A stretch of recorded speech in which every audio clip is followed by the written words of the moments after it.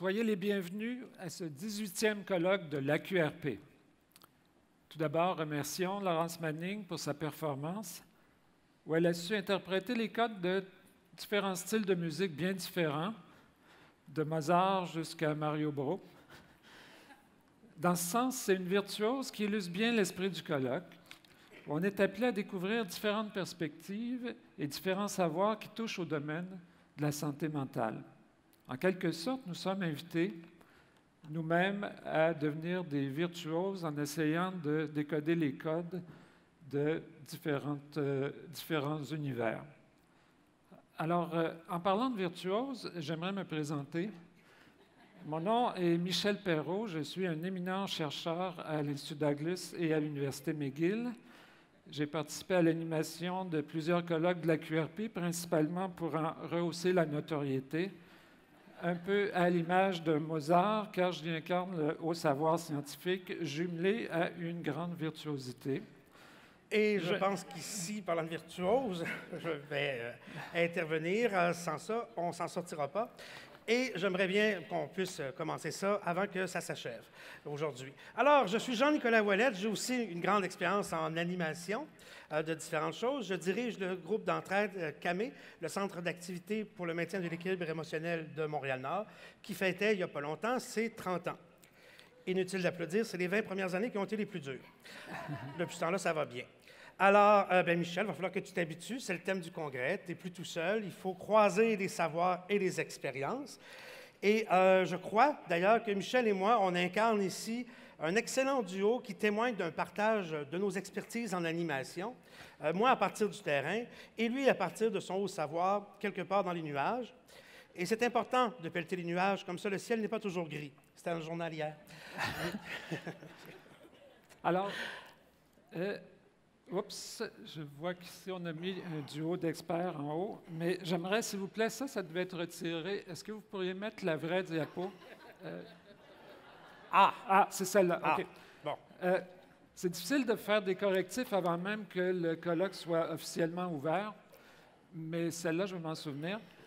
Alors, en fait, si on parle de partage de savoir, on pensait tout de suite, vous savez, je suis sûr que tout le monde a pensé à Sir Arthur Eddington et Einstein. Alors, Eddington était plus connu qu'Einstein au départ. C'est un mathématicien qui était très brillant et qui a permis de... Enfin, il n'était pas mathématicien de formation, mais il a permis de valider les théories de Einstein. Donc, il était plus dans l'observation, il était dans la manipulation. Et c'est surtout du théoricien qu'on se souvient. Je veux juste dire comme ça que c'est Einstein qui était celui du duo qui a resté gravé dans la mémoire, mais c'est une combinaison des deux qui a fait évoluer les choses. Et tant qu'à faire, tant qu'à y être, on pourrait aussi s'inspirer d'un autre duo important. Et voilà. Alors, il s'agit de Watson et Crick, qui ont découvert la structure de la molécule d'ADN, n'est-ce pas? La clé pour comprendre la compréhension de la génétique. Il faut savoir que Watson était un passionné d'ornithologie. Ça mène à tout. Et au départ, donc, et s'est spécialisé en génétique et en biochimie par la suite. Alors, il a partagé un bureau avec M. Crick, Francis Crick, qui était alors un étudiant en physique. Et en quelques années, à partager des choses, à échanger, ils en sont venus à découvrir la fameuse double hélice, qui est la structure de l'ADN. Oui, que tout le monde connaît d'ailleurs. On en a tous. Oui. Alors, mais tout ça, c'est inspirant. Oui. Et c'est dans ce contexte-là que c'est moi qui quitte le... C'est ça. Excusez. Oui. C'est très inspirant, Michel, lâche pas. Merci. Non, oui. Parce qu'aujourd'hui, on va avoir plusieurs duos du même type qui vont nous parler de leur expertise. Et ce n'est pas un hasard, c'est un partage entre le savoir expérientiel et le savoir scientifique. Et c'est la trame de toute l'avant-midi, de tout ce colloque, d'ailleurs. Et ce matin, nous allons vous présenter 3 duos d'experts et aussi une conférencière spécialisée dans le partage des connaissances. Mais avant tout, il faut ouvrir officiellement ce colloque, bien que pour moi, ça a été bien fait, là, mais il faut faire les choses de manière formelle. Mesdames et messieurs, je vous prie d'accueillir la directrice générale de la QRP, Madame Diane Harvey.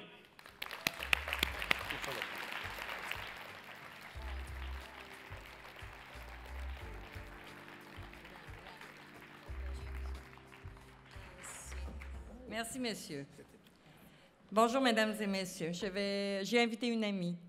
Alors, je vous présente Cathy Roche, qui est présidente du conseil d'administration de la QRP. Et comme le protocole le convient, je te laisse parler en premier, ma belle Cathy. Merci, Diane. Tu as vu, Diane, la belle image qui nous représente? Oui. C'est tout à fait nous. Croisement des savoirs et approches novatrices. Un thème mettant en valeur l'innovation et l'intégration des connaissances. Un moment pour prendre un temps d'arrêt afin d'ouvrir notre esprit à de nouvelles approches, à de nouveaux savoirs. Les membres du conseil d'administration sont très fiers de vous accueillir et de vous souhaiter la bienvenue au 18e colloque de la QRP. Laissez-moi vous les présenter. Je vais leur demander de se lever. Donc, Monsieur Viateur Langlois, Madame Julie Lesage, Madame Denise Fortin, Madame Marie Strudel, Monsieur Jean-François Pelletier, Madame Danielle Lefebvre, Madame Christine Boisvert et Monsieur Pierre Arcan. Merci, Cathy. J'ai dit à Cathy, mais je... Ouais. Merci. J'ai dit à Cathy ce matin, Cathy, je te laisse le mot du cœur, moi j'ai un petit message politique à faire. Okay. Alors, merci à tous. Merci d'être si nombreux, malgré le contexte financier restreint de chacune des organisations, tant du réseau public communautaire. Merci à Laurence Manning, merci à Michel et Jean-Nicolas, comme ils le disent, d'avoir tant travaillé pour rehausser le niveau d'excellence du colloque. Merci beaucoup. Alors, un message important, un premier message à tous les représentants des CIS et des CIUS. Je l'ai pratiqué hier, mais j'ai la bouche sèche, fait que c'est plus difficile, les CIS et les CIUS. Alors, un gros merci. Merci d'avoir renouvelé une tradition fort importante au Québec, qui est le soutien des personnes utilisatrices au cœur du colloque. Une tradition qu'on a créée en l'an 2000 et dont, je vous dirais, on a eu un peu peur de perdre dans la réorganisation des services.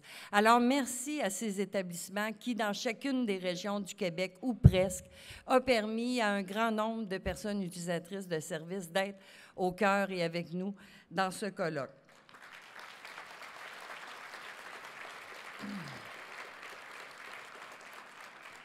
Merci d'avoir sauvé cette tradition qui fait aussi que le Québec se démarque au plan international, car sont très rares les organisations et les événements qui réussissent à faire une pareille place. Alors, merci pour la tradition, mais je vous dirais surtout merci pour la cohérence. La cohérence d'agir en fonction d'un plan d'action où 2 grands défis sont lancés aux personnes utilisatrices. Être au cœur de leur plan de soins, mais surtout être un levier d'influence et un levier de connaissance pour nous qui travaillons avec eux.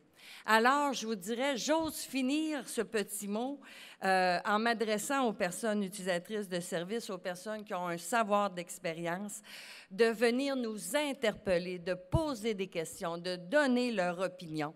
On parle d'un colloque approche novatrice et croisement de savoir. Je souhaite à tous que ce colloque soit une opportunité de se croiser. Croisez votre voisin, croisez vos expériences, croisez-le dans le plaisir. Et sur ce, je vous souhaite à tous un beau et grand colloque. Merci.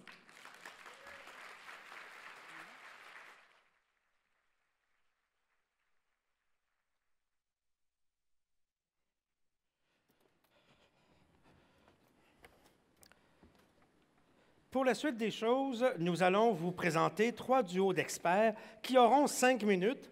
Vraiment 5 minutes, ils nous en veulent encore, mais c'est parce qu'il n'y a pas de problème de contenu à l'EQRP, vous aurez remarqué. Donc, ils auront 5 minutes chacun pour nous parler de leur projet.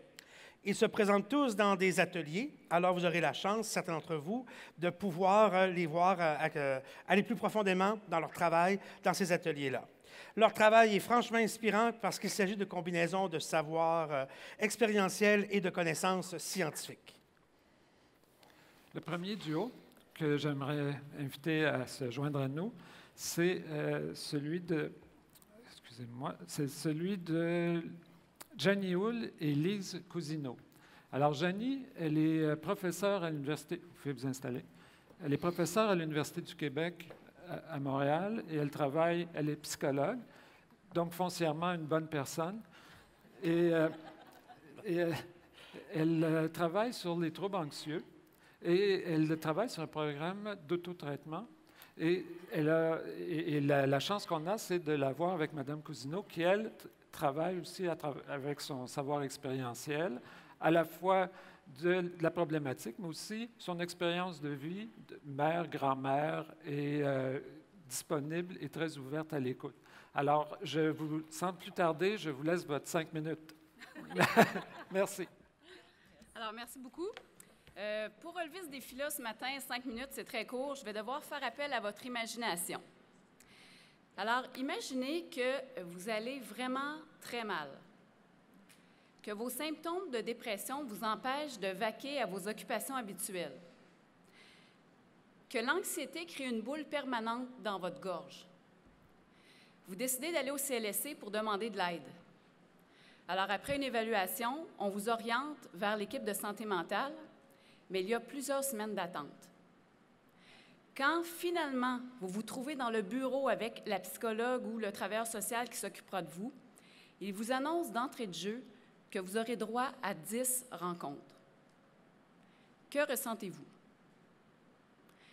Savoir partager est une recherche qui est actuellement en cours pour évaluer les interventions de courte durée offertes par les CLSC aux personnes souffrant de troubles anxieux et dépressifs.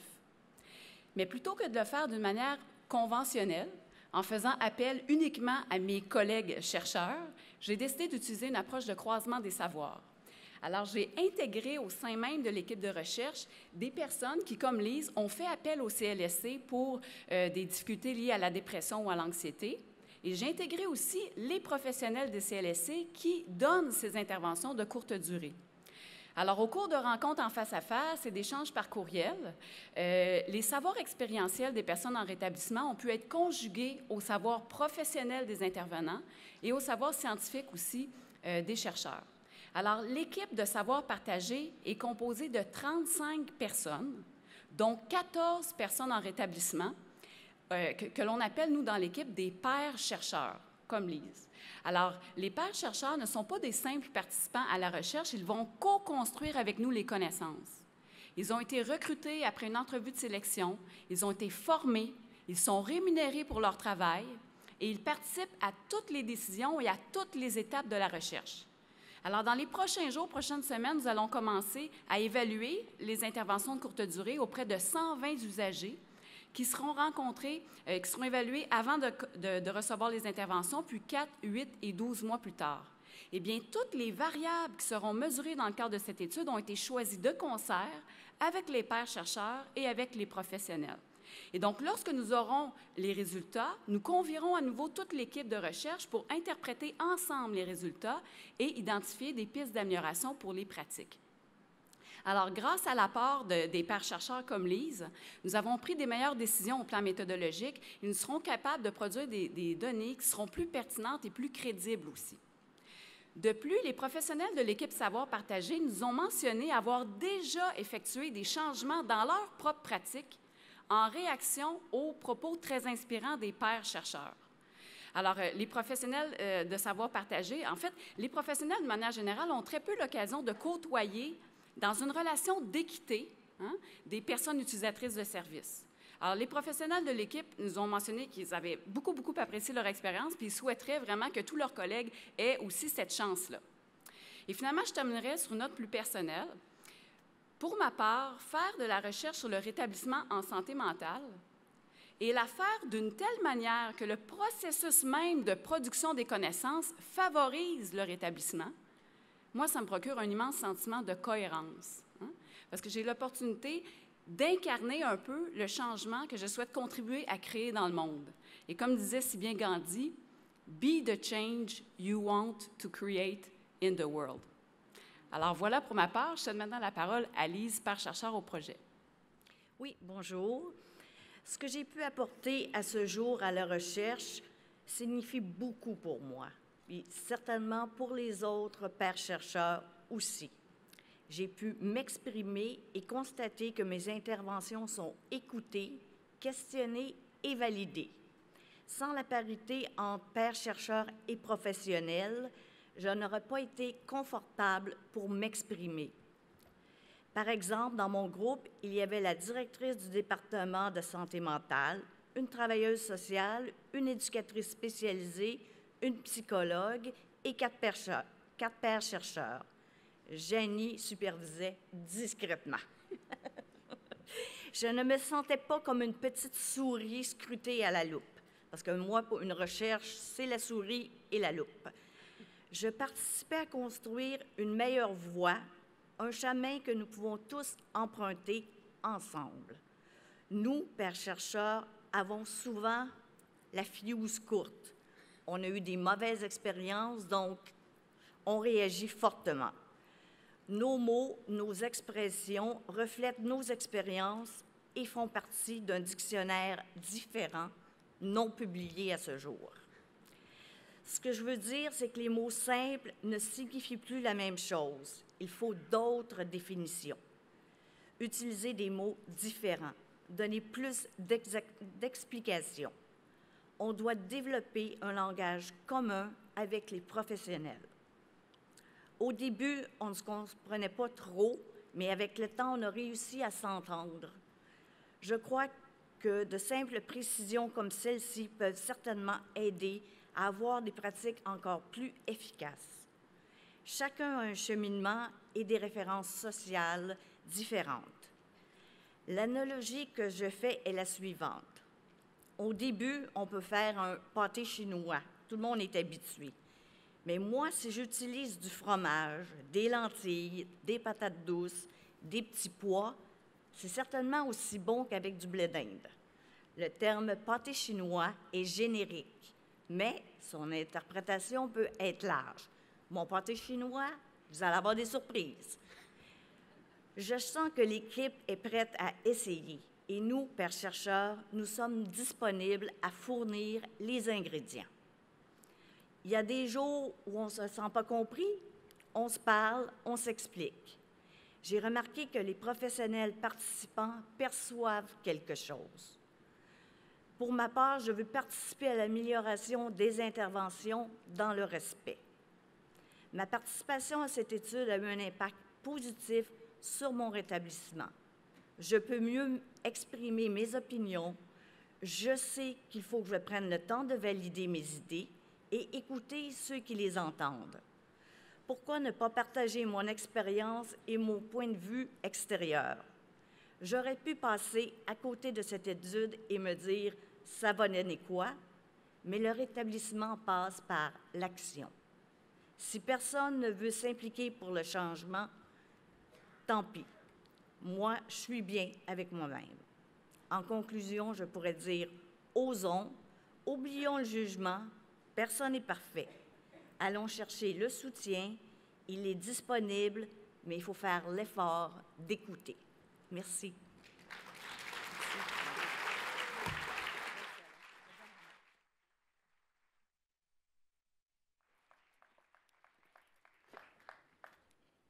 Notre prochain duo d'experts nous vient du projet Wapikoni Mobile. Tout d'abord, nous avons David Lalonde, qui est psychoéducateur de formation, qui est impliqué là depuis 4 ans et à titre d'intervenant et de consultant. Ses expériences en intervention et en formation vont de la petite enfance, les centres jeunesse, le milieu de la rue et les pénitenciers. C'est quand même une grande palette. Et de plus, il coordonne actuellement l'Organisation de coopération internationale Psychoéducation sans frontières. Sa collègue qui est avec lui a aussi plusieurs cordes à son arc. Il s'agit de Jimmy Echaquan, qui est de la nation Atikamekw. Elle nous vient de Joliette, OK, mais elle a passé les premières années de sa vie à Manawan. Et elle se passionne pour toutes les formes d'art, telles que la photographie, la peinture, le cinéma, la musique et la danse. Sans plus tarder, les voici, David Lalonde et Jimmy Echaquan.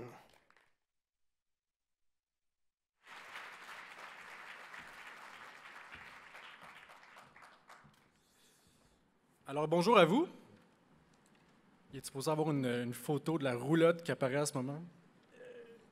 Et voilà, cette belle roulotte du Wapikoni Mobile, j'ai l'honneur de vous la présenter. D'ailleurs, il y en a 3 actuellement qui se promènent de communauté en communauté à travers le Québec et à travers maintenant le Canada depuis 11 ans. Et dans cette roulotte, il y a des équipes qui l'animent, des équipes de cinéastes professionnels, des équipes d'intervenants, des acteurs locaux des communautés autochtones qui, ensemble, offrent un espace aux gens de la communauté, les jeunes et les moins jeunes, mais surtout les jeunes. C'est ceux qu'on vise davantage. Puis, dans cet espace, tout est possible. Tout est possible. Pourquoi? Parce que les équipes qui sont là ont comme mandat d'accompagner ces gens-là pour réaliser leur propre court-métrage. C'est donc un espace où ils ont tous le droit d'être, le droit de s'exprimer, le droit de créer, le droit de rêver et le droit de partager plein d'éléments culturels dont ils sont fiers et dont ils peuvent vraiment promouvoir à travers une caméra, à travers éventuellement une projection qui sera démontrée dans leur communauté, mais aussi dans des festivals et donc qui va voyager un peu partout dans le monde parfois, et même sur Internet grâce au site wapikonimobile.com. Donc, c'est un espace où ces jeunes-là peuvent vraiment faire passer du rêve, faire passer leur rêve à la réalité. Et quand tout est possible, c'est fou à quel point ça peut donner espoir à ces gens-là, à quel point ça peut les sortir de l'isolement et à quel point ça peut leur donner le goût de vivre et de vibrer plutôt que parfois de sombrer dans certaines détresses. Alors, c'est vraiment un espace qui fait en sorte qui devient un moteur de résilience pour ces gens-là et qui devient un facteur de protection énorme pour un paquet d'enjeux qui sont liés à une bonne santé mentale. Et en plus de tout ça, ça fait tomber les frontières entre les communautés autochtones et les communautés allochtones, des frontières qui, selon moi, ne devraient même pas exister. C'est des frontières qui nous privent, en tant qu'allochtones, qui nous privent de toute la richesse culturelle de ces communautés, qui est tellement belle, qui est tellement sous-estimée.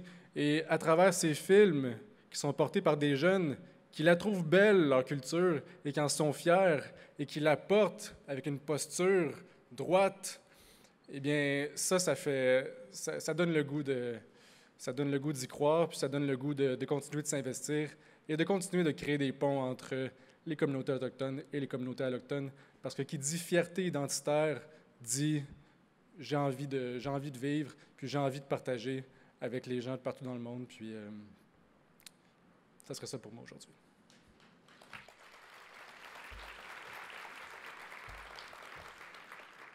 J'aimerais ajouter que la Wapikoni met l'emphase sur la voix des jeunes, comme ce qu'il a dit, des jeunes autochtones, mais je trouve que c'est plus important encore sur leur vision, la vision qu'ils ont sur justement leur communauté, leur nation ou encore leur futur.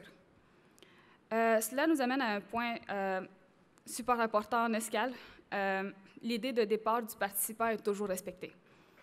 Cela permet aux jeunes de développer leur affirmation, leur leadership, ainsi que leur créativité, parce que les jeunes ont parfois déjà leur idée toute faite avant même que la Wapikoni arrive, ce qui veut dire que les jeunes ont déjà... que la Wapikoni commence avant même que la roulotte arrive.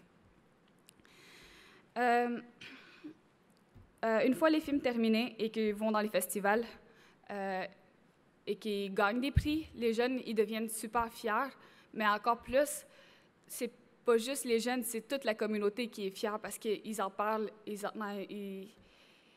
en parlent dans la communauté et c'est ce qui perpétue justement la Wapikoni d'année en année. De plus, comme ça a été à mon cas, ça m'a permis d'avoir un travail avec la Wapikoni Mobile. Et en fait, avec justement le travail qui perpétue chaque année avec les jeunes autochtones dans les communautés, cela nous a permis, mon collègue et moi, de créer des ponts entre allochtones et autochtones, d'avoir des échanges et d'éliminer les préjugés dans les deux côtés. En tant qu'assistante cinéaste mentor, l'une de mes tâches était de rendre l'équipe plus facile d'approche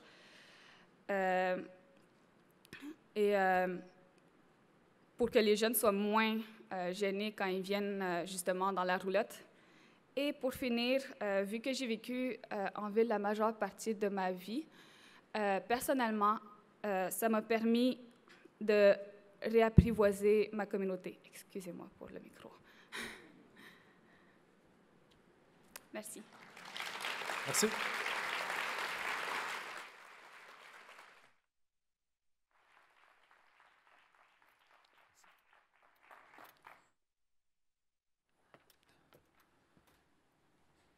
Merci. Notre troisième duo d'experts, il va nous parler du projet Emilia. Et moi, je suis bien heureux d'entendre des experts d'ici nous en parler. Ça vient d'Europe.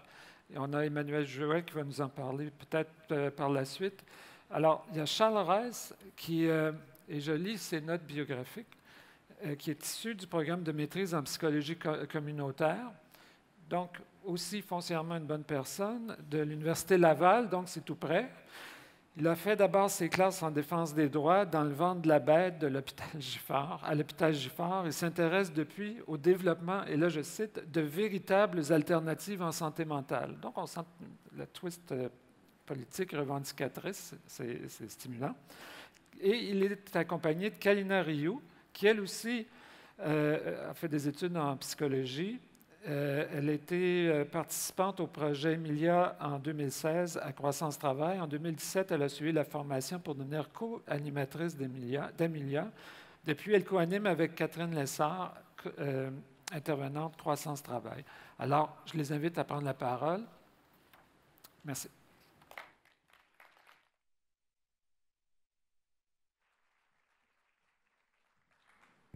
Merci, merci. 2 minutes et demie. 2 minutes et demie, vous parlez d'Emilia, ça n'a pas de bon sens. Je vous avais préparé un beau texte sur mon histoire d'amour avec Emilia. 2 minutes et demie, vous parlez de ma relation amoureuse avec Emilia. Mettons qu'on va passer par-dessus les préliminaires.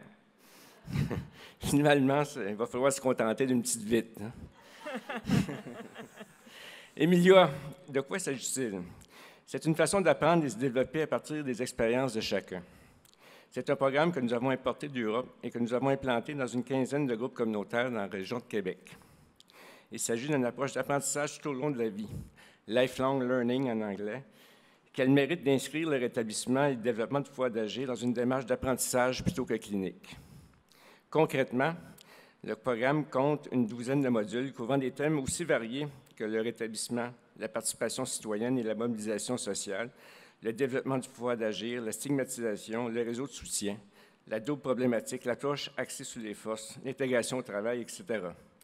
La durée de ces formations varie d'un module à l'autre, mais de façon générale, elle comporte 5 rencontres de 3 heures chacune. Nous en avons implanté 5 à ce jour et planchons sur un 6e module intitulé « Les voix puissantes » qui consiste à outiller les participants à devenir représentants et porte-parole des utilisateurs dans leur milieu. Emilia prend ici une tournure plus sociale et politique avec ce nouveau module puisqu'il facilite le passage du « je » au « nous », pour reprendre une expression bien connue en éducation populaire. En somme, il s'agit d'un programme d'apprentissage et d'éducation populaire qui agit comme accélérant d'une démarche de rétablissement et de pouvoir d'agir. Et l'apprentissage dont il est question ici n'a rien à voir avec les approches comportementales ou de dressage. Fais la belle, donne la patte. On n'est pas en tout dans ce registre-là. On est dans une démarche d'action conscientisante. Nous participons à l'émergence d'une conscience critique, qu'elle soit individuelle ou collective. Il ne s'agit pas d'apprentissage cérébral, mais d'apprentissage par les tripes. Emilia s'alimente du vécu des personnes. La démarche consiste à transformer ce vécu en expérience. La question qui nous est posée par les organisateurs et qu'il faut répondre dans les 2 minutes et demie qui nous est consentie est la suivante. Qu'est-ce que ça apporte de plus pour vous de travailler ensemble? Nous avons respecté de façon assez rigoureuse les paramètres du programme original, dont celui de co-animer avec au moins une personne ayant une expertise expérientielle. Je peux affirmer d'entrée de jeu que c'est un plus, que ça enrichit de beaucoup l'animation et la dynamique au sein des groupes Emilia. Mais Emilia est beaucoup plus que ça. Ce qui nous a allumés dans Emilia, c'est la pédagogie particulière qui l'accompagne. La pédagogie active, qui est en quelque sorte le cœur vivant d'Emilia, est constituée d'exercices, de jeux de rôle, de mise en situation, d'échanges. Ces échanges se font en groupe restreint, maximum 10 participants. On l'a testé, puis je dirais même que le nombre optimal, c'est 8, mais 10 maximum, puis pas 12. La démarche consiste à susciter des prises de conscience et à co-construire du sens à partir de ces situations. L'intuition que nous avions au départ avec Emilia, ça rime bien avec l'action communautaire. L'approche sur laquelle repose Emilia, c'est-à-dire la pédagogie active, est tout à fait compatible avec les pratiques et la philosophie d'intervention du milieu communautaire, même s'il s'agit d'un corps étranger importé d'ailleurs. Et je peux vous affirmer aujourd'hui que la greffe a bien poigné et qu'il n'y a pas eu de phénomène de rejet. Au contraire, Emilia a donné du tonus à l'action communautaire dans les groupes. Tout ça n'est pas sans soulever un certain nombre de questions ontologiques ou existentielles sur le pourquoi de l'intervention psychosociale. Comme le souligne si bien Yann Lebossé, présent ici même et appelé à conclure nos travaux demain, c'est quoi aider? C'est quoi la finalité de l'intervention psychosociale? Ce n'est pas de rendre la prison plus confortable. C'est de permettre aux personnes de s'affranchir. On est complètement dans un autre registre que de simplement maintenir des personnes dans la communauté. Lorraine Gay allait dans le même sens lorsqu'elle affirmait que le propre de l'action communautaire est de transformer le subir en agir, accoucher de soi comme acteur ou actrice. Lorraine Guy, une autre belle passionnée qui a marqué toute une génération d'intervenants communautaires en santé mentale, dont moi-même. Lorraine écrivait ça en 2003, il y a bientôt 15 ans. Accoucher de soi comme acteur ou actrice. Tu parles d'une belle définition du concept d'empowerment. Emilia, le développement du pouvoir d'agir, les pratiques conscientisantes, tout ça converge dans la même direction et repositionne l'action communautaire en faveur de l'affranchissement des personnes et des collectivités. Et tout ça donne un sens à ce qu'on fait. Ces approches permettent au milieu communautaire de renouer avec les pratiques d'éducation populaire. Elles repositionnent l'action communautaire en faveur de l'affranchissement des personnes et des communautés. Il faut le voir comme la contribution du mouvement d'action communautaire au changement de paradigme. Il s'agit en effet d'une contribution originale, unique et singulière que propose le mouvement communautaire au virage en faveur du rétablissement du développement du pouvoir d'agir en santé mentale. On fait le pari que cette contribution sera énorme pour autant qu'on reconnaisse la spécificité de l'action communautaire autonome pour ce qu'elle est, et surtout qu'on ne la confine pas à un rôle de simple prestataire de services. En fait, je vais céder la parole à Kalina Rioux, qui est la vraie experte d'Emilia, parce qu'elle finalement une experte parce qu'elle a connu Emilia d'expérience, mais qu'elle a fait connaître ou fait vivre l'expérience à d'autres. Merci, Charles. Bonjour à tous. Pour moi, le projet Emilia a été une composante essentielle de mon rétablissement. Je ne peux décrire en 2 minutes tous les changements positifs que cela a suscité dans ma vie. Selon moi, ce qui fait le succès d'Emilia, entre autres, c'est la magie du petit groupe, les exercices des modules qui permettent à chacun de s'impliquer à son rythme, de partager une partie de son expérience vécue, et ce, en tout respect et confidentialité, ce qui permet à tout le groupe d'évoluer. Transformation de l'expérience en expérientiel. L'entraide, le sentiment d'appartenance, le fait que les 2 animateurs partagent aussi, fait en sorte qu'il y a une belle synergie de groupe. La formation Emilia m'a permis de faire des prises de conscience, entre autres, de me responsabiliser face à mon rétablissement, de miser sur mes forces pour me mettre en mouvement sur le chemin non linéaire du rétablissement, de faire la différence entre abandonner et lâcher prise, de développer mon pouvoir d'agir, exemple en élaborant un plan d'action qui me corresponde, d'oser relever des défis aussi petits soient-ils. Le fait qu'on m'ait permis d'être co-animatrice à Emilia, voilà un bel exemple d'initiative d'inclusion sociale qui permet aux personnes ayant une problématique en santé mentale de pouvoir s'impliquer, de démontrer leur potentiel et de progresser vers le rétablissement. En terminant, j'encourage tous ceux qui ont le désir de s'investir dans une formation qui leur sera utile pour la vie d'opter pour Emilia. Merci, je vous souhaite à tous un colloque enrichissant.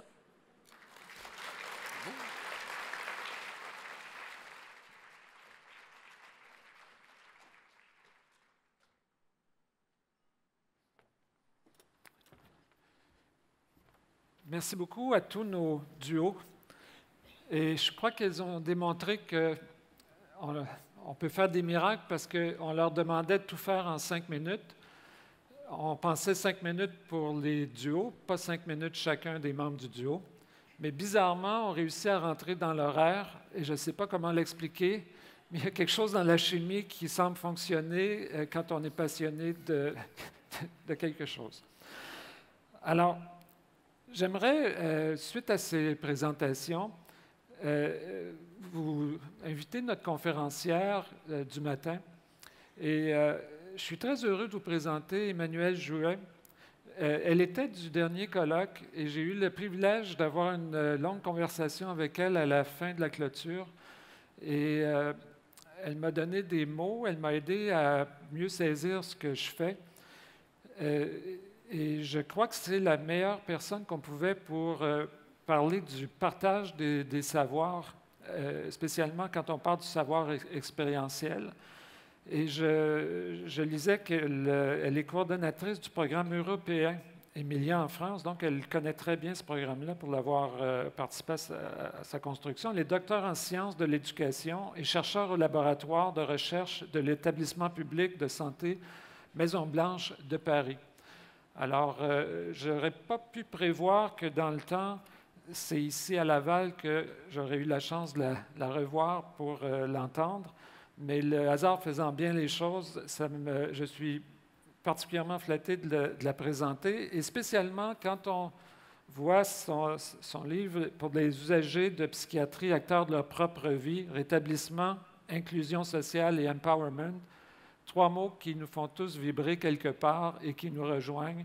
Alors j'aimerais inviter Emmanuel à prendre la parole, à nous livrer sa présentation.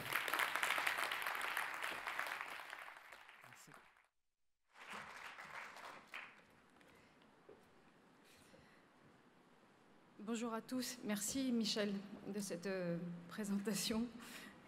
Et je voulais remercier le comité scientifique de m'avoir invité à venir aujourd'hui vous parler des croisements des savoirs et puis également les bénévoles, les organisateurs du colloque. Je tiens aussi à remercier particulièrement Diane Harvey, notamment pour la confiance qu'elle m'a accordée depuis la première fois qu'on s'est rencontrés. Il se trouve que c'était au fin fond du nord de la France, dans un endroit qui s'appelle Armentières, qui est en fait l'un des plus grands anciens asiles européens. On nous avait enfermés là pendant 6 jours pour qu'elle vienne nous transmettre ses savoirs sur la pérédance. C'était au mois de février, il y a plus d'une dizaine d'années.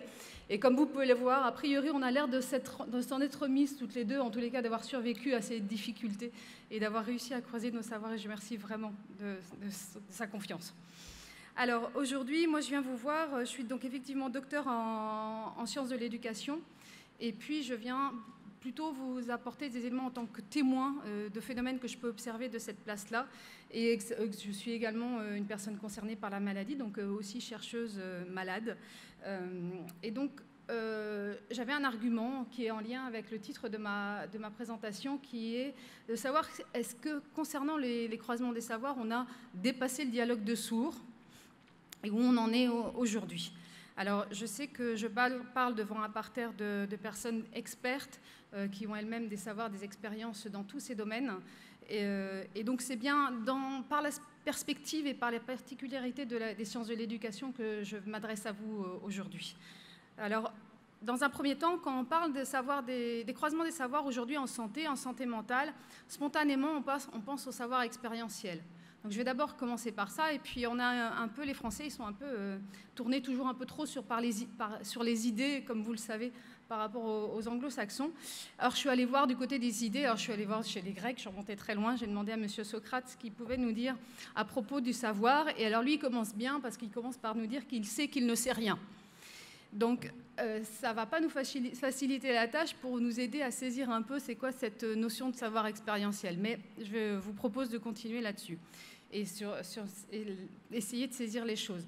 Or, on va aller dans des ambiguïtés, parce que si on va du côté de la notion de savoir, alors que ce soit le sens commun ou les sciences humaines, les sciences sociales, en fait, la question qu'on se pose de comment je sais les choses, comment j'arrive à apprendre, comment je sais, comment je m'approprie des choses, eh bien, en fait, on confond assez facilement dans nos représentations, dans nos formes, d'une part les savoirs qui seraient du côté de l'objet, de l'universel, de ce qui est institutionnel. Les savoirs, ce seraient les données objectives, prouvées, documentées, cumulables et transmissibles. Et puis de l'autre côté, on aurait les connaissances qui seraient davantage du côté du sujet, de la personne, dans le singulier et le situé, avec des données liées donc à la personne au singulier, et voire non transmissibles. Alors là, tout de suite, en fait, si on met expérientiel qui est du côté de la personne, bah finalement, est-ce qu'on n'est pas devant ce qu'on appelle un oxymore, un paradoxe à part entière? Est-ce qu'il ne faudrait pas mieux parler de connaissance expérientielle au lieu de savoir expérientiel? Ça, c'est un premier point. Et si on va de l'autre côté, du côté du mot expérientiel, eh bien, on va être tiré par 3 endroits, notamment l'expertise. Alors, c'est celle de la personne le fait d'une personne qui est reconnue dans un domaine. Il y en a plein parmi nous, comme on a vu aujourd'hui. On a aussi l'expérience. Alors, l'expérience, c'est ces phénomènes dans le sensible, dans l'immédiat, ce qu'on ressent dans notre émotion, dans notre psychologie, dans ressenti ici et maintenant. Et en fait, ça caractérise une personne qui va vivre cette expérience. Elle peut être subie, c'est une maladie, une crise, elle peut être choisie. Je viens à un colloque à Laval. Et puis, un autre domaine en fait, de ce mot expérientiel, ce serait l'expérimental. Là, on est du côté de la science et de la vérification des connaissances, et notamment avec Claude Bernard qui parle de la méthode expérimentale. Donc, je vais vérifier des connaissances par expérimentation.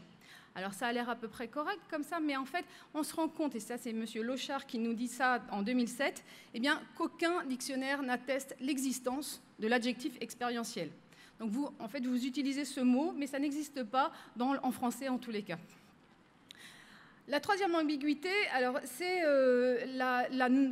les nombreuses expressions qui vont essayer de nommer ce que pourrait être le savoir tiré de l'expérience. Alors, je vous en ai mis quelques-uns ici. Savoir patientique, savoir d'expérience et savoir des experts par expérience, savoir incorporé. Il y en a vraiment beaucoup qui représentent peu ou prou la même chose dans la réalité. Donc ça, on n'arrive pas bien à saisir les choses. Et puis, si on va du côté des anthropologues, des sociologues, ils vont utiliser d'autres mots, comme par exemple l'expertise profane, ou alors, on entend parler aujourd'hui de l'autorité expérientielle qui vient des usagers, ou alors les sociologues français parlent aussi de l'activisme basé sur les preuves. Donc, on a une multitude comme ça de notions, et M. Bloom, en 2017 récemment, dans un article, nous a dit que finalement, il n'y a pas de définition légitime en santé à cette notion de savoir expérientiel.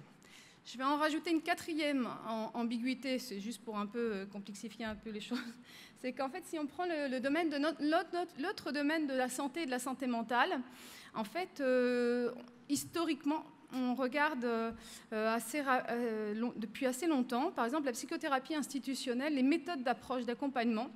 Psychothérapie institutionnelle du côté de la France dans les années 50. De ce côté-ci de l'Atlantique, on a les approches humanistes, l'expérientiel ou l'experiencing, ça on est sur Rogers, Gendlin, etc. En addiction, on a l'approche expérientielle des addictions et puis le self-management qui est sur l'éducation, qui parle aussi de l'expérience des personnes et des patients. Alors, qu'est-ce que je veux vous dire ici? C'est que moi, j'émets l'hypothèse qu'il y a une confusion dans notre vocabulaire d'acteurs entre, quand on utilise expérience, on est plutôt en train de parler de la pure expérience plutôt que du savoir expérientiel. Il y a une espèce de confusion qui se fait, c'est-à-dire qu'on parle pas, en fait, on parle de ce qu'on est en train de vivre ou ce que la personne est en train de vivre et non pas de ce qu'elle sait. Et alors là, les sciences de l'éducation peuvent être un peu intéressantes pour émettre un peu des différences là-dessus. Et en fait, ça pose vraiment un problème pour moi parce que cette confusion, parce que, comme dit Michel Foucault, la personne qui pose la question, c'est la personne qui a le pouvoir. Or, moi, je resterais bien sur l'idée que les approches fondées sur l'expérience, en fait, eh ben, c'est toujours les professionnels qui vont chercher l'expérience de la personne, qui va lui permettre de la mettre en récit avec des approches humanistes, bienveillantes, etc. Le problème n'est pas là, mais c'est bien le professionnel qui pose la question. Alors que si on va du côté du savoir expérientiel, eh bien, c'est les personnes qui vont elles-mêmes dire son expérience à partir de ce qu'elle pense savoir, et c'est elle qui autorégule, autodirige son discours. Je vais jusqu'à dire que approche fondée sur l'expérience, on est dans la dissymétrie, et puis savoir expérientiel, on serait un peu plus dans la symétrie. Alors, en santé, on a heureusement Madame Thomasina Borkman en 1976 qui nous a quand même donné une définition de experiential knowledge. Et elle dit donc que le savoir expérientiel, c'est comme une vérité issue d'un phénomène vécu plutôt qu'une vérité venue de la raison discursive, de l'observation, de l'information fournie par d'autres. Ça, c'est intéressant parce qu'en fait, ça nous fait bien démarquer la différence entre ce que je suis en train de vivre aujourd'hui et comment j'ai ce savoir d'un phénomène que je vais vivre, et puis de l'autre côté, comment je construis un savoir à partir de ce qu'on va me dire, à partir de ce qu'une autorité légitime va me dire, comme un professeur, comme un éducateur, comme un médecin, comme quelqu'un comme un chercheur. Donc, en fait, je vais construire des savoirs à partir des informations extérieures venant de personnes qui ont une autorité. Alors, cette différence est intéressante. Moi, j'aime pas trop la notion de vérité, ça c'est le côté, je ne suis pas philosophe, hein, je travaille en sciences de l'éducation, donc je préfère utiliser le mot de compréhension dans cette définition. Et puis la compréhension, ça va être intéressant parce que ça va nous amener vers les sciences de la cognition et vers la réflexivité. Pourquoi je vous parle de réflexivité? Parce que la réflexivité, c'est ce qui va nous permettre de comprendre comment on transforme une expérience en un savoir expérientiel. Ce que je vous ai dit tout à l'heure, avec cette confusion qui existe dans les accompagnements en santé, eh bien, il y a pas mal de théoriciens, de chercheurs qui ont essayé de modéliser ce qui fait d'ailleurs certainement une des spécificités de notre nature d'être humain, c'est notre capacité de nous réfléchir, de nous voir en miroir les expériences que nous vivons. Alors, ils sont nombreux, je ne vais absolument pas détailler tout ça, mais on a John Dewey, on a Lewin, on a Piaget en France, on a aussi plus récemment Kolb sur l'apprentissage expérientiel, qui ont montré en fait que pour transformer une expérience en savoir, eh bien, on est dans le vécu. Aujourd'hui, là, en ce moment, on est tous en train de vivre une expérience, mais on n'en tire pas forcément des savoirs, on ne le sait pas forcément. Il va falloir que nous fassions un pas de côté, que nous observions en train de faire cette expérience qu'on a faite, et puis on va élaborer à nouveau des hypothèses et des conclusions, des généralisations, on va faire de l'abstraction vis-à-vis de cette expérience-là, et on va retourner dans le réel à partir d'une nouvelle information et un nouveau savoir. Et ce n'est qu'à ces conditions-là, de cette boucle de réflexivité, qu'on va transformer vraiment l'expérience en savoir expérientiel. Et je reviendrai là-dessus tout à l'heure à la fin de cette présentation. Alors, en santé mentale, je vous ai donné 3 exemples ici de façons par lesquelles on peut atteindre en fait cette transformation. Alors, il y aurait un niveau individuel. On pourrait être chacun notre propre Sherlock Holmes. Quelque part, on ferait notre enquête individuelle propre. Par exemple, je prends des traitements, eh bien, je regarde un peu les effets qu'un antidépresseur peut avoir sur ma digestion, sur mon humeur. C'est moi qui fais mes notes, etc. J'ai besoin de personne pour pouvoir m'indiquer ce qui se passe. Je réfléchis dans mon coin, je réfléchis là pour le coup, et puis je construis, je me construis mes savoirs toute seule. Pas besoin de médecin, je suis à un niveau individuel. De l'autre côté, c'est les enquêtes collectives que vous connaissez bien dans les groupes d'autosupport, dans les associations. C'est en fait, eh bien, je vis par exemple ma récente hospitalisation. Je vais dire ce que je pense qui a marché comme médicament, comme traitement, comme accompagnement, ce qui m'a fait du bien. Et je vais le partager aux autres. C'est moi qui vais décider de ce que je vais dire à l'autre. Et l'autre va me renvoyer des choses. Vous connaissez ça par cœur. Et quand il va dans ce renvoi, dans ce réfléchissement-là, eh bien, je vais pouvoir me dire, ah oui, c'est vrai, ça, en fait, je sais ça, et créer des nouveaux savoirs. Ça va pouvoir être de savoirs qui m'appartiendront moi en tant que membre de ce collectif-là, mais ça peut être aussi des savoirs qui vont être un savoir qui sera celui du groupe. Alors, il y aura un savoir collectif nouveau qui viendra. Et puis, plus récemment, on a aussi l'idée que le corps est un vecteur d'apprentissage expérientiel. On appelle ça, il y a des théoriciens qui parlent de la cognition incarnée. C'est bien l'idée de, en fait, ce que je vais éprouver dans mon corps va me permettre les sensations physiques, les modifications physiologiques de température, de battement du cœur, etc. Ce sont des informations qui vont me permettre me permettre justement de rentrer dans cette boucle de réflexivité et de créer des nouveaux savoirs sur moi-même. Donc on voit bien que le savoir expérientiel, eh bien, ça peut arriver, l'apprentissage expérientiel peut se faire à différents niveaux, et évidemment, il n'y a pas un niveau à la fois, ils sont tous en même temps liés. Je ne vous parle pas de mon battement de cœur en ce moment, parce que, voilà. Donc, où on en est à ce moment. Donc, sur le savoir expérientiel, voilà, je vous ai à peu près montré les choses. Donc, si on quitte le monde des idées, on a des ambiguïtés quand même, et puis qu'on essaie un peu d'aller dans l'observation de phénomènes, on va essayer de regarder en fait ce qu'est notre nouvel arbre de la connaissance en santé et en santé mentale concernant les savoirs, les croisements des savoirs. Alors, c'est le nouvel arbre de la connaissance, c'est celui-ci, c'est la valorisation et la généralisation du recours au savoir expérientiel des usagers, des personnes concernées et des malades. Et donc, on a pu montrer avec moi-même et puis dans d'autres collectifs qu'aujourd'hui, on est à un moment où voit que cette mobilisation des savoirs expérientiels est en passe de devenir ce qu'on appelle un fait social total, c'est-à-dire quelque chose qui s'impose à nous, dont on ne peut pas se soustraire. Par exemple, l'instruction scolaire, personne dans les pays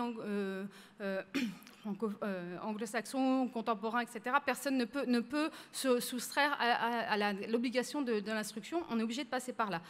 Ce qui arrive aujourd'hui, ce qu'on voit du côté de la recherche, c'est que le recours au savoir expérientiel des personnes concernées dans le système de santé est aussi en passe de devenir un fait social total. On peut le voir dans différents domaines, ce n'est pas simplement moi, Emmanuel, qui le dit.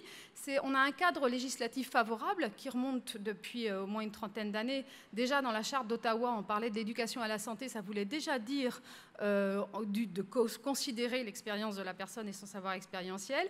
On a de nouvelles figures et des nouvelles pratiques.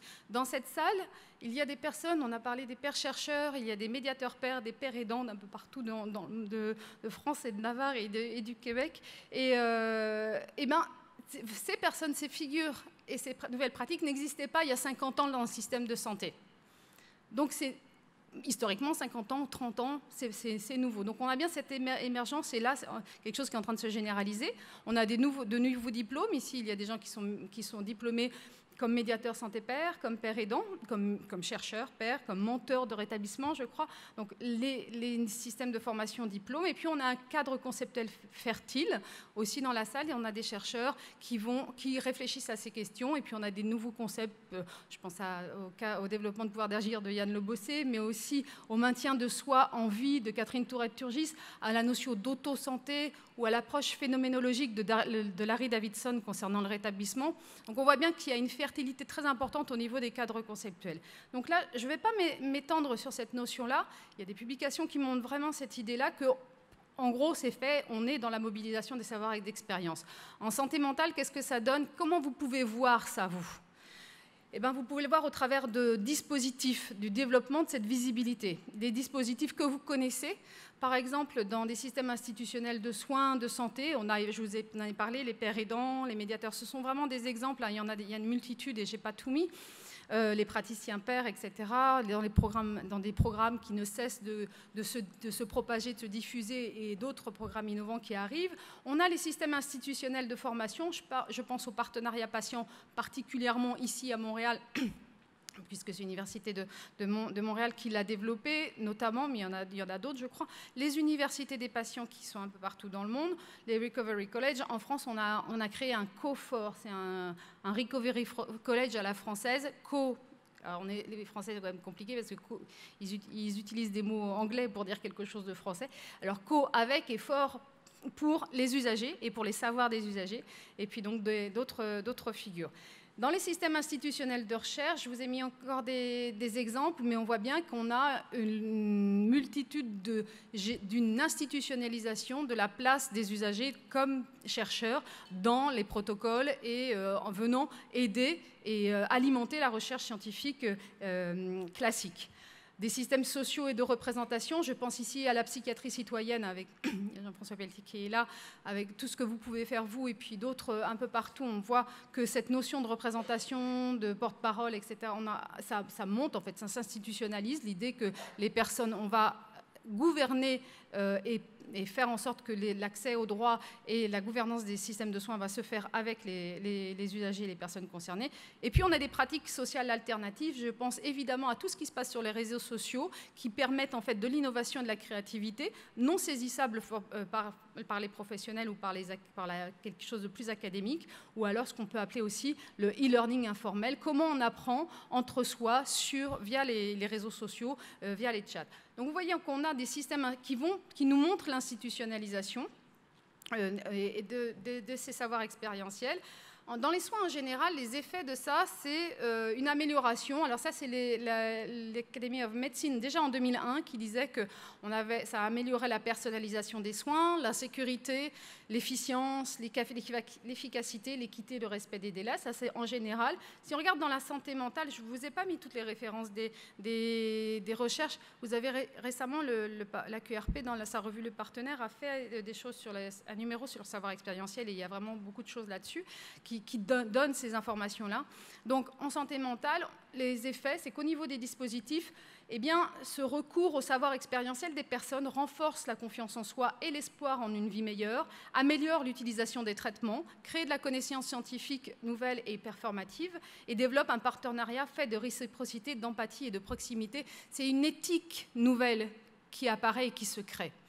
Et puis au niveau de la personne, eh bien, elle va mieux avec des indicateurs très, très positifs. Elle fait confiance à son expérience et à sa pensée. Ça, c'est intéressant parce que ça veut dire que la personne usagère des services en psychiatrie n'a pas besoin qu'on lui dise « ce que tu penses est valide, tu as raison ».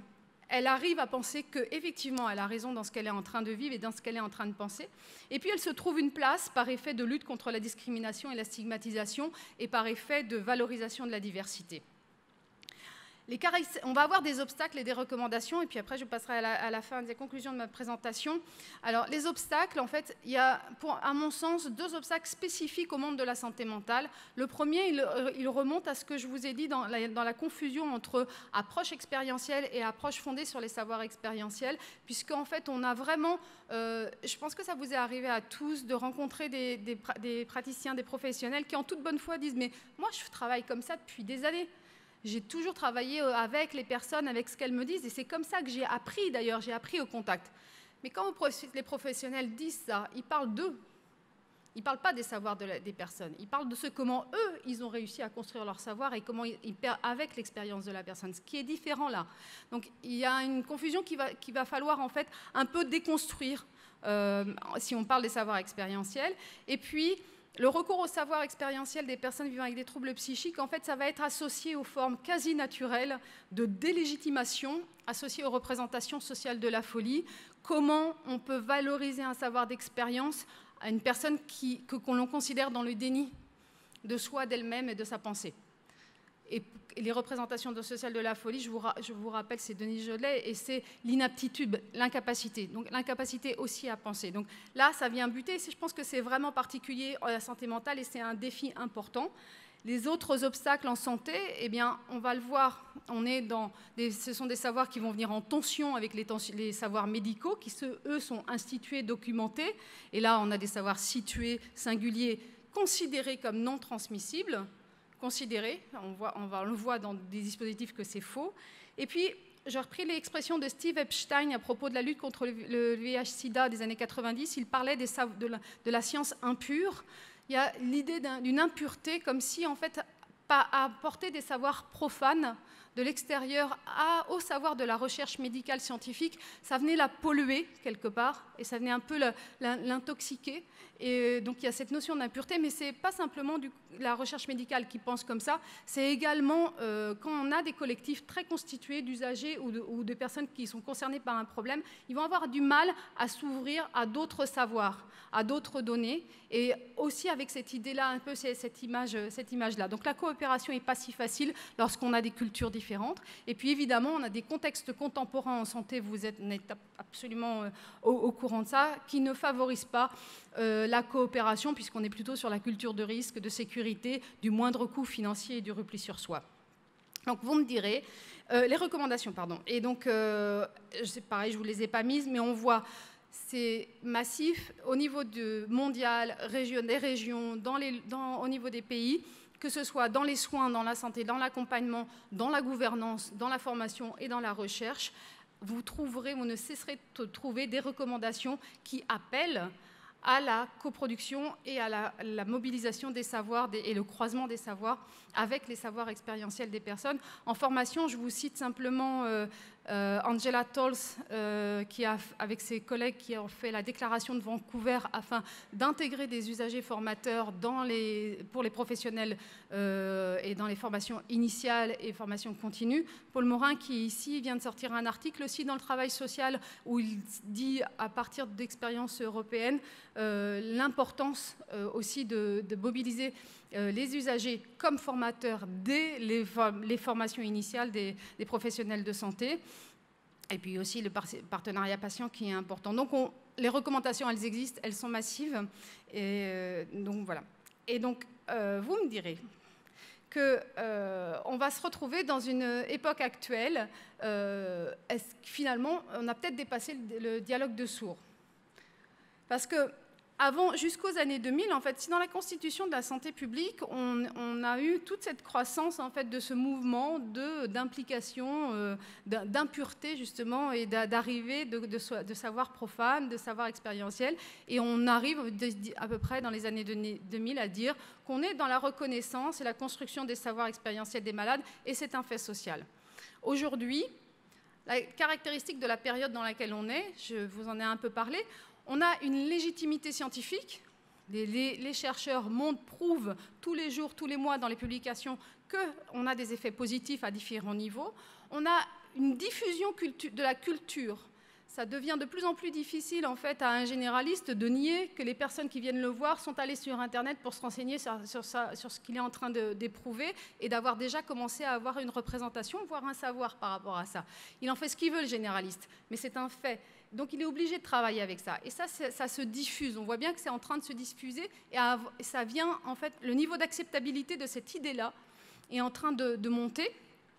On a aussi donc, des modèles d'ingénierie innovantes et reconnus fondés sur les savoirs des malades. Je pense évidemment donc, au partenariat patient notamment, qui est intéressant. Et puis on a une autre façon aussi de nous aider à penser, c'est que dans d'autres champs, par exemple les savoirs de la pauvreté, on a des exemples comme ATD Carmonde qui depuis des années en fait, travaillent sur ce qu'ils appellent les croisements des savoirs et des pratiques. Et leur modèle est en train de se diffuser aussi de façon très importante avec l'implication des personnes qui vivent la pauvreté et la très très grande pauvreté avec le recours des recherches-actions participatives. Donc, on pourrait penser que, ça y est, en fait, le dialogue de sourds est fini et qu'on est bien passé à un croisement des savoirs. Sauf qu'on peut passer du temps à se croiser sans jamais se rencontrer. Or, j'ai une activité de chercheuse et on est un peu casse-pied les chercheurs. En fait, on ne se contente pas des discours ou des recommandations qui commencent à se répéter un peu, même voire à bégayer.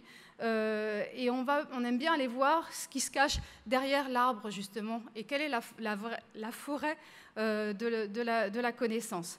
Alors, comment on fait ça? On va voir dans la littérature médicale, la publication, la littérature médicale, parce qu'aujourd'hui, les professionnels de santé, eh bien, ils se calent, ils fondent leur savoir aussi sur ça. Et en fait, ce dont on se rend compte, c'est que finalement, sur la masse de publications internationales qu'on a chaque année en médecine, en santé mentale, en santé et en santé mentale, on a très peu de publications qui parlent et qui intègrent les savoirs expérientiels. La deuxième chose, c'est qu'on n'a pas de mots. Vous voyez bien, savoir expérientiel n'est pas une notion qui est légitime, et puis expérientiel n'existe pas, par exemple. Et donc, on n'a pas de mots pour capter cette notion de participation. Alors, on va utiliser participation, engagement, involvement, empowerment. On va en capter plein, mais on n'aura pas une facilité d'entrer et de trouver les publications qui parlent réellement de ce à quoi on s'intéresse et qui est la valorisation des savoirs expérientiels et les croisements. Et on voit aussi, certes, qu'il y a une forte croissance, ça c'est indéniable, et qu'en ce moment, elle est très liée à tout ce qui se passe sur la e-santé et ce qu'on appelle la mobile health. Donc c'est bien aussi le recours à Internet qui favorise très, très, très largement ce recours au savoir expérientiel. Et puis je voulais conclure, donc il y a dans des publications qu'on a fait récemment, que j'ai fait récemment avec des collègues, en fait, on voit que dans les publications qui vont parler de la mobilisation des savoirs expérientiels, eh bien, la plupart sont centrées sur l'engagement individuel des malades. C'est-à-dire elles sont limitées à développer leur observance ou à améliorer les modalités de leur traitement. Ça veut dire, en fait, pour être un peu méchante, entre guillemets, c'est que les choses sont toujours faites au bénéfice de la pensée des médecins et des acteurs de la médecine et des chercheurs. Lorsque ça en reste à ce niveau individuel, c'est toujours à ce stade-là que ça reste dans une forme d'instrumentalisation des personnes et de ce qu'elles pensent. Donc ça, c'est une première chose, et c'est à noter. Et l'autre chose que l'on voit dans une autre contribution, si on revient à notre histoire de boucle de réflexivité, alors on a fait une espèce de catégorie on aurait d'un côté une faible réflexivité, c'est-à-dire qu'on aurait des protocoles de recherche ou d'accompagnement où en fait on se contenterait entre guillemets de consulter, on consulte les personnes, c'est déjà très bien, mais on consulte leurs personnes, on les demande leur avis, elles sont des banques de données. Avant on prenait le sang pour mesurer leur diabète dans des protocoles où on leur prélevait des organes, maintenant on leur prélève leur pensée pour savoir ce qu'elles pensent concernant des protocoles, etc. Et puis de l'autre côté on aurait une autre catégorie, on aurait de la haute réflexivité. Là, si vous revoyez mes boucles, ça veut dire que chercheurs, médecins, cliniciens, experts, usagers, tout le monde travaille ensemble et réfléchit ensemble et coproduit ensemble. Et là, on est réellement dans la réflexivité. Et ce qu'on voit quand on regarde ça, c'est qu'en fait, on a très peu de publications et de résultats qui vont parler de la haute réflexivité. Et surtout, qu'à chaque fois, il y a une coopération collective. C'est-à-dire qu'il y a une association de malades qui est présente. Donc, mon hypothèse actuelle, et je finirai avec ça, c'est qu'en fait, pour arriver à un réel croisement des savoirs et une rencontre, non seulement en fait, il faut qu'il y ait un savoir collectif qui soit présent, mais ça devient une condition absolument nécessaire et on ne va pas y arriver autrement. Et par exemple, si vous pensez à comment les médecins, comment la médecine, comment elle fonctionne aujourd'hui. Elle est basée sur le savoir expérientiel des professionnels de santé, son savoir professionnel, son savoir clinique, et puis derrière, elle est basée sur l'intégralité de ces données transmissibles, critiquables, cumulables, qui est la recherche internationale. Ils ont un système extrêmement performant, en fait, de critique d'eux-mêmes et de création et de production de savoir. Et ils se sentent, c'est de là, à mon sens, qu'ils tirent leur puissance, quelque chose qui est de l'ordre de la légitimité et de la validité. Ce savoir, ils savent qu'il est valide puisqu'ils ont tout ce système de critique perpétuelle qui leur permet de modifier régulièrement leur pensée et de savoir ce qu'ils pensent. De l'autre côté, vous avez en fait, alors on l'a vu, des expériences qui marchent. On a vu les exemples tout à l'heure là qui nous ont été montrés et que vous allez pouvoir découvrir dans le colloque.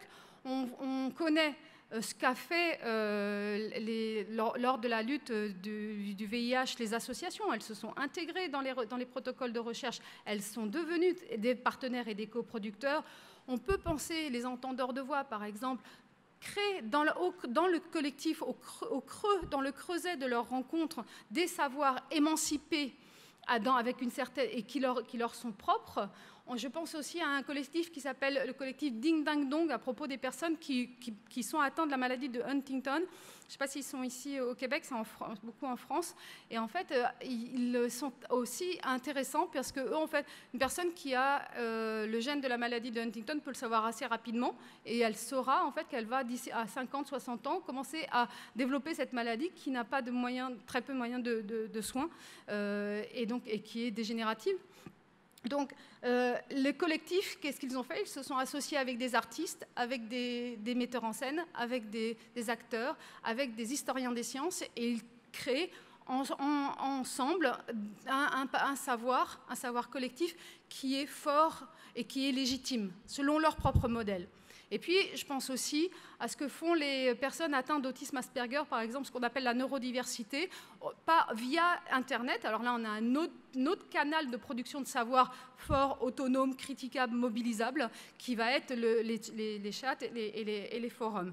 Donc, c'est ça qui est l'enjeu pour moi aujourd'hui. On peut considérer que le croisement des savoirs, effectivement, c'est le recours au savoir expérientiel, mais ça, ce n'est pas suffisant, puisqu'on reste à un niveau individuel. C'est un croisement des savoirs, mais certainement avec des savoirs qui sont aussi puissants d'un côté comme de l'autre, au risque en fait de continuer à ne pas s'entendre et à continuer le dialogue de sourds. Donc, pour finir, pour moi, c'est une exigence en fait qui va permettre une possible émergence d'une médecine humaniste, équitable dans le domaine de la production de savoir, où ceux qui furent inaudibles jusqu'à présent ne vont plus rester de simples objets au service des plus puissants, où le savoir de la médecine va pouvoir bénéficier lui-même de ces apports alternatifs et ouverts, et alors chacun pourra exercer son droit à sa santé en toute conscience et en toute liberté. Je vous remercie et je vous souhaite un excellent colloque.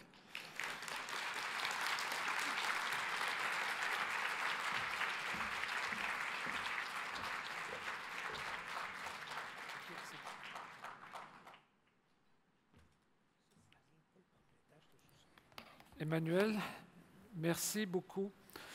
Je suis encore en train de prendre des notes, alors je veux dire, c'est incroyable en 30 minutes d'avoir, je ne sais pas par quelle magie ce qui se passe ce matin, mais tu as réussi à livrer une présentation. Ça m'aurait pris au moins 2h30 pour la livrer et je n'aurais pas été capable d'être aussi articulé. Merci beaucoup pour toute la richesse de cette réflexion et l'énergie que tu as mis à nous résumer tout ça. Je crois que cette présentation-là va être disponible dans le passé, va être accessible sur le web. Alors, tu peux être sûr que tu as un fan qui va aller vérifier beaucoup de choses que j'ai pu entendre et les notes que je n'ai pas eu le temps de prendre. Merci beaucoup. Et j'aimerais laisser la place à Jean-Nicolas pour nous faire quelques annonces. Alors, merci aussi à nos 3 duos. Vous avez été extraordinaires. C'est un avant-midi magnifique. Par la magie dont Michel parlait tout à l'heure, nous sommes à temps. Donc, nous allons tous avoir notre pause complète et parfaite. Je vous rappelle de ne pas oublier de vous promener dans cette direction.